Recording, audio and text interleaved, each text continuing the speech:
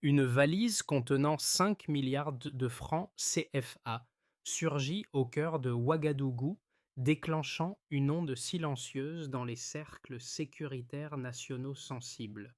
Présentée comme un simple outil d'investissement, elle révèle l'écart brutal entre l'apparence feutrée des échanges diplomatiques et la mécanique souterraine de l'ingérence politique.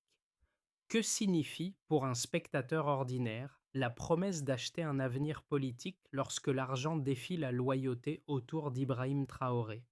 Cette scène ouvre une enquête méthodique sur un système plus vaste, où chaque flux financier devient un levier stratégique décisif pour l'État burkinabé. Cette analyse ne cherche ni le spectaculaire ni l'indignation facile. Elle propose au spectateur une promesse précise: comprendre comment un flux financier apparemment anodin peut devenir un instrument d'influence politique sans slogan ni simplification. En suivant pas à pas la trajectoire de cette valise, le récit met en lumière les mécanismes concrets qui transforment l'argent liquide en levier stratégique, au moment même où l'État affirme vouloir reprendre la maîtrise de ses décisions clés. L'enjeu dépasse largement l'anecdote. Il touche à la capacité d'un pays fragile à distinguer l'aide légitime de l'ingérence déguisée, la coopération de la pression silencieuse. Pour le spectateur, le bénéfice est clair: acquérir une grille de lecture structurée permettant de décoder des opérations souvent dissimulées derrière des discours techniques ou humanitaires. Au fil de cette démonstration, l'affaire cesse d'être un simple fait divers sécuritaire pour devenir un révélateur des tensions profondes qui traversent le Burkina Faso sous Ibrahim Traoré. Une question demeure en suspens, comme un fil conducteur. Si cette tentative a été identifiée, combien d'autres échappent encore au regard public? La révélation initiale ne vient ni d'un sommet officiel, ni d'une fuite médiatique, mais d'une scène ordinaire en plein centre de Ouagadougou, où un homme est interpellé avec une valise contenant 5 milliards de francs CFA. En moins de 24 heures, les services de sécurité établissent un premier faisceau d'indices reliant cette somme à un réseau actif entre Abidjan, Accra et Paris, indiquant que l'épisode dépasse largement un geste isolé. À partir de ce point, le dossier change de nature. Ce qui aurait pu rester un incident discret devient un signal d'alerte sur l'usage stratégique de l'argent liquide dans un contexte de transition politique fragile. Les enquêteurs constatent que la somme n'a rien d'un investissement classique ni d'un prêt informel. Elle correspond à un levier destiné à acheter des loyautés militaires à un moment où l'équilibre institutionnel demeure instable. Le contexte régional renforce cette lecture. Dans le Sahel, le Burkina Faso évolue sous une pression constante, où sécurité, économie et gouvernance s'entrecroisent sans ligne de séparation nette. Les concessions minières, les programmes d'aide et les partenariats diplomatiques forment un espace où chaque engagement financier peut dissimuler un objectif politique. La valise de 5 milliards devient alors une porte d'entrée vers cette réalité élargie, faite de transactions opaques et de calculs à long terme. C'est dans ce cadre qu'Ibrahim Traoré évoque l'existence d'une guerre invisible, menée non sur les lignes de front, mais dans les accords déjà rédigés et les réunions feutrées. Cette formule n'est pas une posture rhétorique. Elle traduit une lecture stratégique où l'ingérence ne se manifeste pas par la force, mais par la circulation rapide de capitaux capables de remodeler des rapports de loyauté. Avant même que l'affaire ne progresse, une question s'impose au spectateur. Si une opération aussi structurée a pu être détectée presque par hasard, combien d'autres circulent sous la surface sans jamais émerger dans l'espace public? Les véritables personnages guides de cette séquence ne sont ni les intermédiaires financiers, ni les réseaux étrangers évoqués plus tôt. Ce sont quelques officiers burkinabés, discrets, positionnés à des nœuds sensibles de la chaîne militaire, qui perçoivent les premiers signaux faibles de la manœuvre. Leur rôle n'est pas spectaculaire. Il repose sur une capacité à écouter, à douter, puis à transformer une rumeur ambiguë en information exploitable. Dans un premier cas, la scène se déroule dans un bureau sans signe extérieur de pouvoir. Un officier reçoit un appel évoquant une opportunité de transition, assortie d'un soutien matériel. Le ton est prudent, presque bienveillant. L'officier feint l'hésitation, relève les formulations, note les promesses implicites, puis transmet chaque détail à la hiérarchie. Ce geste, apparemment banal, marque le début d'un suivi méthodique où l'observation devient une arme institutionnelle. Un second cas apparaît dans un cadre différent lors d'une rencontre informelle. L'interlocuteur, convaincu que la lassitude interne crée une brèche, teste le terrain avec plus d'insistance. Là encore, la réponse n'est ni l'adhésion, ni le refus. Elle consiste à maintenir l'illusion d'un intérêt mesuré afin de remonter la piste sans alerter ceux qui pilotent l'opération. Ces réactions produisent un impact immédiat mais silencieux. Un noyau d'officiers choisit de privilégier la souveraineté plutôt qu'un confort personnel immédiat, créant une cohésion discrète autour de la vigilance. Pour Ibrahim Traoré, cette dynamique interne constitue un signal précoce. La loyauté ne se proclame pas, elle se vérifie dans la durée. Le spectateur est alors confronté à une interrogation simple et lourde de sens. Jusqu'où une loyauté silencieuse peut-elle résister lorsque la pression s'intensifie? Avant que la tentative ne prenne une forme visible, la situation paraît figée. Les rumeurs circulent lentement, fragmentées, sans point de convergence claire. Puis, en quelques semaines, la dynamique bascule. Des contacts auparavant dispersés se coordonnent, les messages gagnent en précision, et l'argent devient le vecteur central autour duquel tout s'organise. Ce passage d'un bruit diffus à une manœuvre structurée marque le véritable déclenchement de la séquence. La première phase est celle de l'activation, un intermédiaire étranger décrit comme courtois et méthodique multiplie les approches indirectes. Les propositions restent volontairement floues, évoquant un soutien logistique, une aide à la transition, une stabilisation en douceur. Rien n'est formulé noir sur blanc. Pourtant, chaque échange ajoute une couche de clarté implicite. L'argent liquide constitue l'argument principal. Les services de sécurité observent sans intervenir, conscients qu'une réaction prématurée disperserait le réseau avant qu'il ne soit pleinement identifié. La deuxième phase correspond à la montée en intensité. Les rendez-vous se rapprochent, les communications se densifient et la promesse financière se précise. La valise contenant 5 milliards de francs CFA apparaît comme l'élément autour duquel les attentes se cristallisent. Pour les instigateurs, il ne s'agit plus de tester des intentions, mais de conclure. L'opération vise à transformer une loyauté incertaine en engagement concret, au moment même où l'équilibre institutionnel reste vulnérable. Cette accélération confirme que la manœuvre n'est ni improvisée ni opportuniste. C'est dans cet intervalle que le rôle d'Ibrahim Traoré devient déterminant. Plutôt que de bloquer immédiatement le processus, il valide une stratégie risquée. Laisser l'opération se poursuivre sous surveillance étroite afin d'en cartographier l'ensemble des acteurs. Cette décision rompt avec les réflexes de fermeture rapide souvent observés en période de tension. Elle repose sur un calcul précis, accepter un risque contrôlé pour obtenir une visibilité maximale sur un dispositif plus large. Des équipes restreintes sont mobilisées, chargées de suivre les déplacements, d'enregistrer les échanges et de tracer les flux financiers sans compromettre la couverture. La troisième phase est celle du crescendo. Début novembre, un rendez-vous décisif sera fixé dans un hôtel du centre de Ouagadougou. Le lieu est choisi pour sa banalité, suffisamment fréquenté pour dissimuler un déplacement inhabituel. Les intermédiaires sont convaincus que le noyau d'officiers ciblés s'apprête à confirmer son engagement. Dans les couloirs, chaque mouvement est observé, les conversations sont consignées. La valise circule comme un symbole de basculement imminent, prête à sceller un accord aux conséquences profondes. Le point culminant survient le 8 novembre 2024.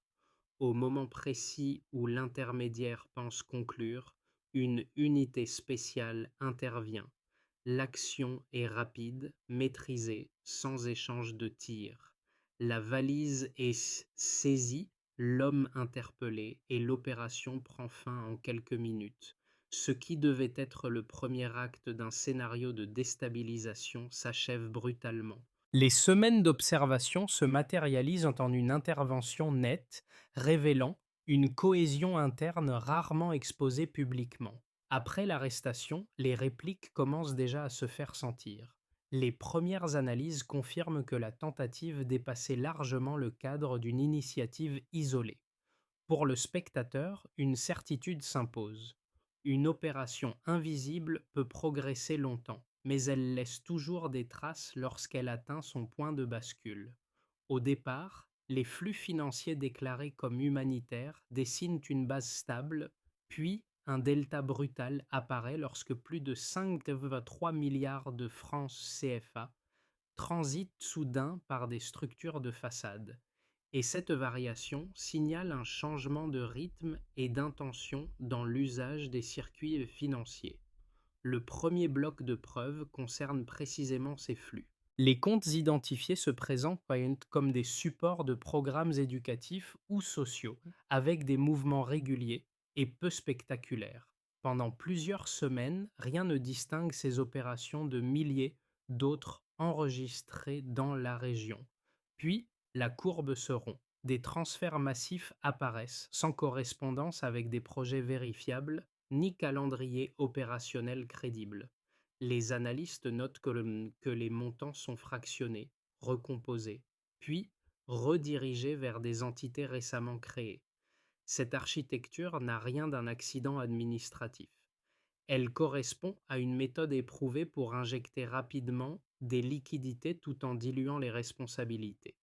L'écart observé indique une tentative d'amplification rapide de l'influence par l'argent. Le deuxième bloc porte sur les communications.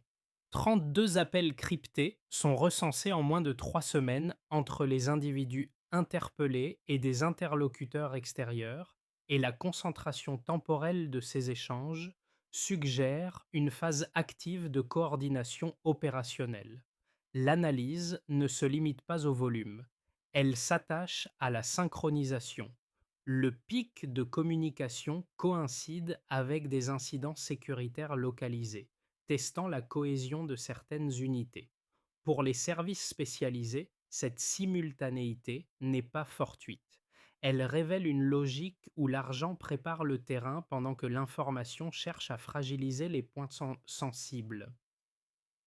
Chaque appel ne livre qu'un fragment, mais l'ensemble compose un schéma cohérent, articulant financement, pression psychologique et anticipation des réactions institutionnelles. Cette lecture renforce l'idée que la valise n'est pas un geste isolé, mais l'élément visible d'un dispositif plus large.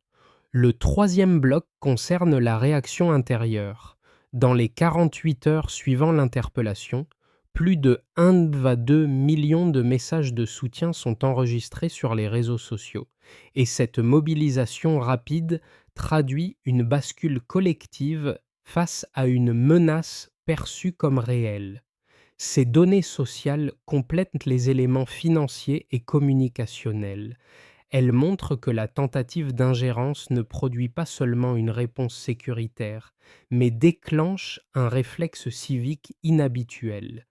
Les institutions chargées de l'analyse des dynamiques sociales observent une participation accrue aux dispositifs locaux de vigilance, ainsi qu'un changement de ton dans les débats publics. L'argent, censé acheter des loyautés discrètes, provoque paradoxalement une exposition massive du sujet dans l'espace collectif. Pris ensemble, ces trois blocs dessinent une chaîne logique. Les flux financiers créent la rampe d'accès. Les communications articulent la manœuvre. La réaction populaire révèle la résistance interne que les instigateurs ont sous-estimée. Pour Ibrahim Traoré, ces chiffres ne servent pas à produire un récit triomphal. Ils permettent d'étayer une lecture stratégique où chaque donnée renforce la suivante, sans extrapolation inutile. Pour le spectateur, l'intérêt de cette séquence est méthodologique. Elle montre comment des éléments quantifiés, pris isolément anodins, deviennent probants lorsqu'ils sont mis en relation.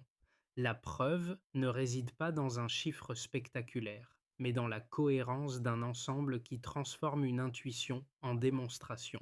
Une première thèse, fréquemment relayée dans certains cercles diplomatiques, présente l'affaire de la valise comme une manifestation de méfiance excessive. Selon cette lecture, l'État burkinabé interpréterait tout mouvement financier atypique comme une tentative d'ingérence, au risque de transformer des partenaires potentiels en adversaires.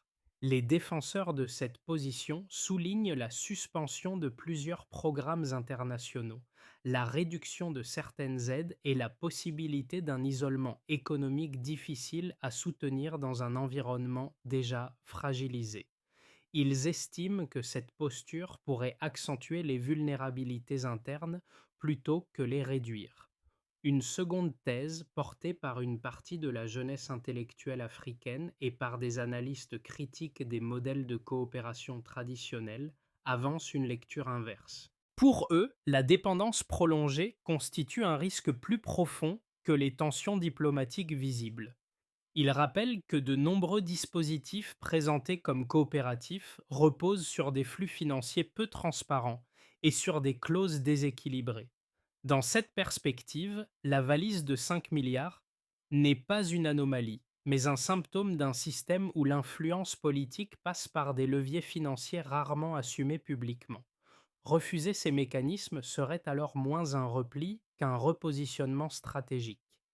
Face à ces deux pôles, l'examen des faits disponibles permet de formuler une réponse intermédiaire, mais étayée.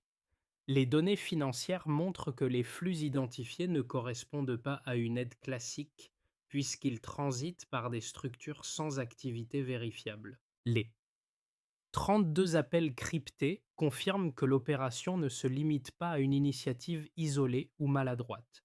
Enfin, la mobilisation rapide d'une partie de la population indique que la perception intérieure ne rejoint pas l'idée d'un simple malentendu administratif.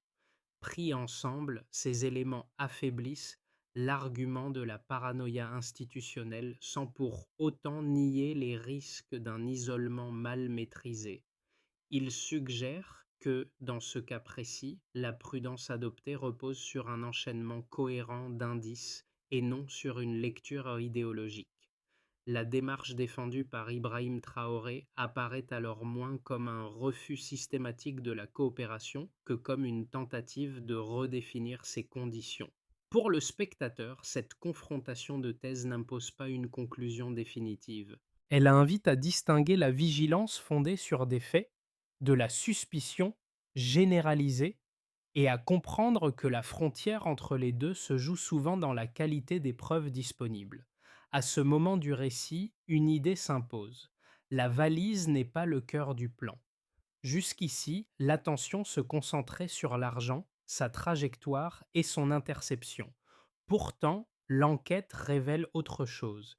La valise n'est qu'un test, un outil parmi d'autres, destiné à mesurer des réactions plutôt qu'à garantir un résultat immédiat. Ce déplacement du regard modifie profondément la compréhension de l'affaire. L'objectif n'était pas seulement d'acheter une loyauté, mais d'évaluer la solidité d'un système institutionnel sous pression. À ce stade, les éléments accumulés prennent une cohérence nouvelle. Les flux financiers, les communications cryptées et les approches indirectes apparaissent comme les composantes d'un dispositif expérimental. Chaque étape sert à observer qui résiste, qui hésite et qui transmet l'information. L'ingérence ne cherche pas toujours à réussir du premier coup. Elle avance par sondages successifs, ajustant ses méthodes en fonction des réponses obtenues. C'est ici que le rôle d'Ibrahim Traoré gagne en relief stratégique. En choisissant de laisser la manœuvre se dérouler sous contrôle, il ne se contente pas de déjouer une tentative ponctuelle. Il transforme l'opération en source de renseignements, révélant des connexions, des temporalités et des modes opératoires qui seraient restés invisibles en cas d'interruption précoce. La décision n'annule pas le risque, mais elle en extrait une valeur analytique. Pour le spectateur, cette révélation change la nature de la question posée depuis le début. Il ne s'agit plus seulement de savoir comment une valise a été interceptée, mais de comprendre ce que cette tentative dit d'un rapport de force plus large où l'influence se teste avant de s'imposer. Sur le plan institutionnel, l'affaire de la valise agit comme un révélateur de capacités souvent sous-estimées. La rapidité de la détection, la coordination entre services et l'intervention sans affrontement montrent qu'un appareil d'état fragile peut néanmoins produire une réponse cohérente. Cette séquence renforce la crédibilité interne des dispositifs de renseignement et confère un poids nouveau au discours de souveraineté défendu par Ibrahim Traoré. Elle envoie aussi un signal dissuasif. Certaines lignes ne sont plus aussi perméables qu'auparavant, même lorsque les pressions prennent des formes discrètes et financières. Pour le tissu économique, les effets sont plus ambivalents. La mise en lumière de circuits opaques fragilise des acteurs habitués à évoluer dans des zones grises, notamment autour de structures dites humanitaires ou de sociétés écrans.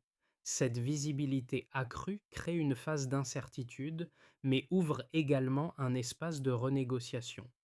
Dans le secteur minier, par exemple, les autorités disposent désormais d'arguments supplémentaires pour exiger des cadres contractuels plus transparents. Les données évoquant une hausse de la production aurifère et des recettes fiscales sont interprétées par certains analystes comme les premiers signes d'un rééquilibrage, sans pour autant garantir une transformation durable. Du côté des citoyens, l'impact est immédiat et mesurable. Plus de 1,2 million de messages de soutien enregistrés en 48 heures traduisent un sursaut collectif rarement observé à cette échelle. Près de 10 000 volontaires se déclarent disponibles pour participer à des dispositifs locaux de sécurité, indiquant une bascule du registre passif vers une implication visible. Au-delà des chiffres, un changement de perception s'opère. L'idée que certaines décisions nationales peuvent être achetées perd de sa normalité. L'image d'Ibrahim Traoré entouré d'officiers restés loyaux devient un symbole mobilisateur, surtout dans les centres urbains où les débats sur la souveraineté prennent une place croissante. À l'échelle régionale, enfin, l'épisode dépasse le cadre burkinabé. Dans un Sahel traversé par des recompositions rapides, l'affaire est lue comme un cas d'école illustrant des mécanismes d'ingérence auxquels plusieurs capitales affirment vouloir résister. La coordination accrue entre le Burkina Faso, le Mali et le Niger trouve ici un écho concret, nourrissant l'idée d'une trajectoire partagée.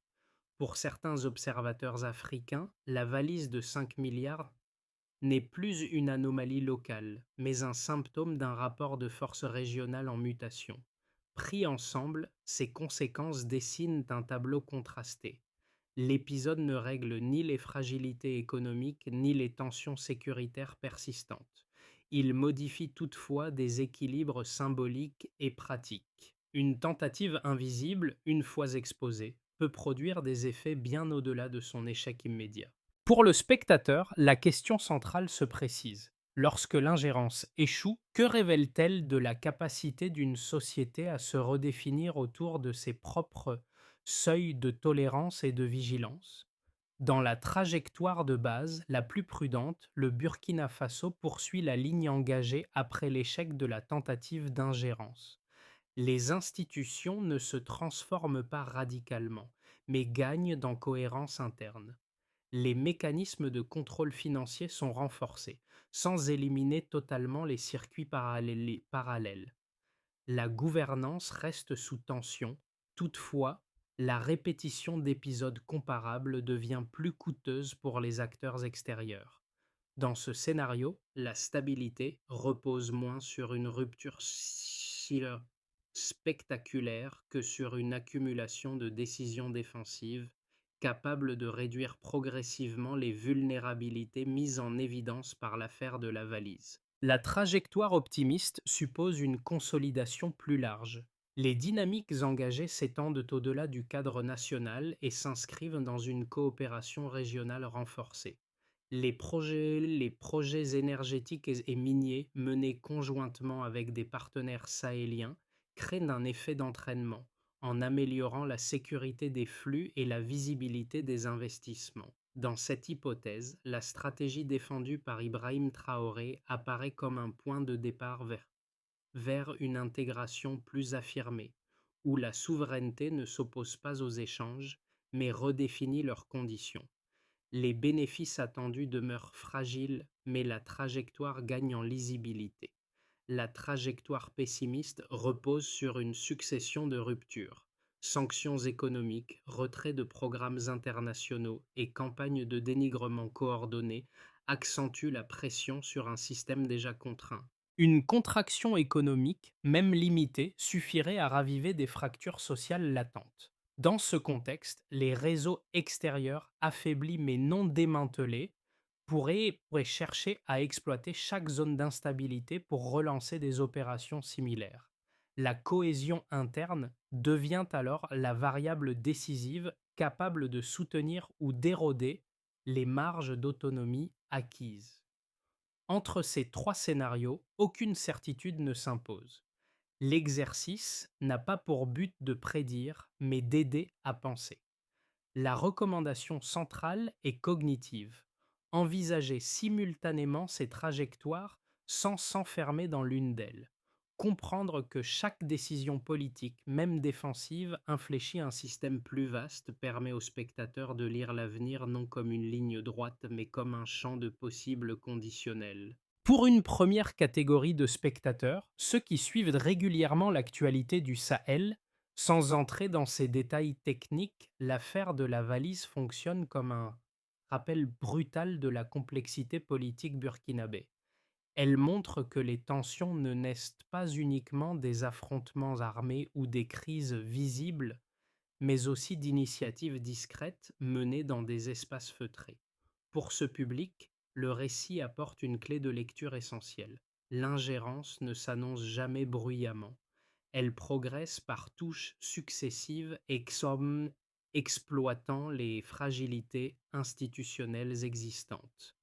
Une deuxième catégorie observe cette séquence à travers un prisme économique.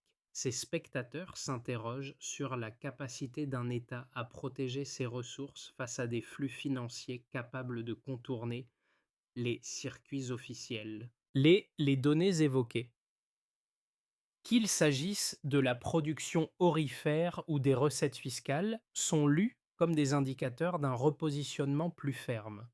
L'affaire cesse alors d'être un épisode sécuritaire pour devenir un point d'inflexion dans la manière dont les règles du jeu économique sont rediscutées. La troisième catégorie se concentre davantage sur la dimension humaine des décisions. Ce ne sont pas les chiffres qui retiennent leur attention, mais les choix individuels. La loyauté silencieuse des officiers, la patience de l'observation et le refus de céder à une promesse immédiate posent un dilemme universel. Jusqu'où chacun peut-il préserver son intégrité lorsque des offres séduisantes prétendent simplifier un avenir incertain? Cette question dépasse le contexte burkinabé et rejoint des expériences plus personnelles. Pour l'ensemble du public, l'intérêt principal réside dans la transposition. L'affaire invite à regarder différemment les récits officiels, à questionner la nature des soutiens financiers et à repérer les signaux faibles avant qu'ils ne se transforment en crise ouverte. Elle ne demande pas l'adhésion à une position, mais encourage une vigilance active, fondée sur la compréhension des mécanismes plutôt que sur la réaction émotionnelle. La première étape consiste à assainir durablement les flux financiers. Les mécanismes de traçabilité sont renforcés afin de fermer les circuits utilisés par des structures de façade. Cela implique des vérifications croisées plus fréquentes, un partage accru d'informations entre services et une capacité à remonter rapidement les chaînes de transactions. Le succès de cette étape se mesure moins par des annonces publiques que par la diminution progressive des mouvements suspects et par une transparence accrue des flux déclarés. La deuxième étape concerne la gestion stratégique des ressources. Sous l'impulsion d'Ibrahim Traoré, l'État cherche à consolider ses marges de manœuvre en renégociant certains cadres contractuels, notamment dans le secteur minier.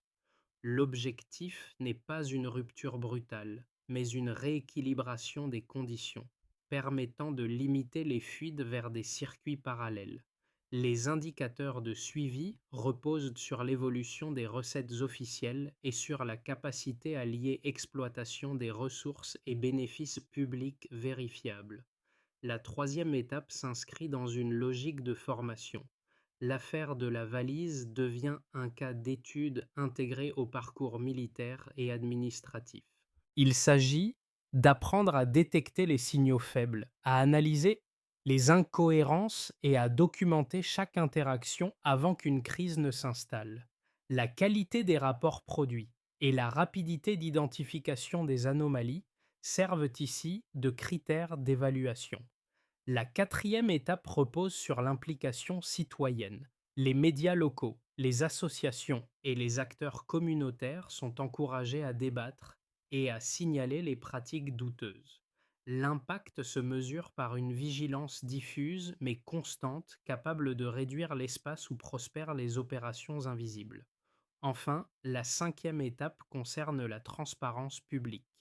Publier des données, accepter la contradiction et expliquer les décisions permet de refermer durablement les brèches exploitées par l'ingérence. Lorsque le récit revient aux premiers officiers qui ont choisi d'écouter, d'observer et de transmettre, plutôt que d'accepter ou de dénoncer immédiatement, l'affaire prend une dimension plus humaine.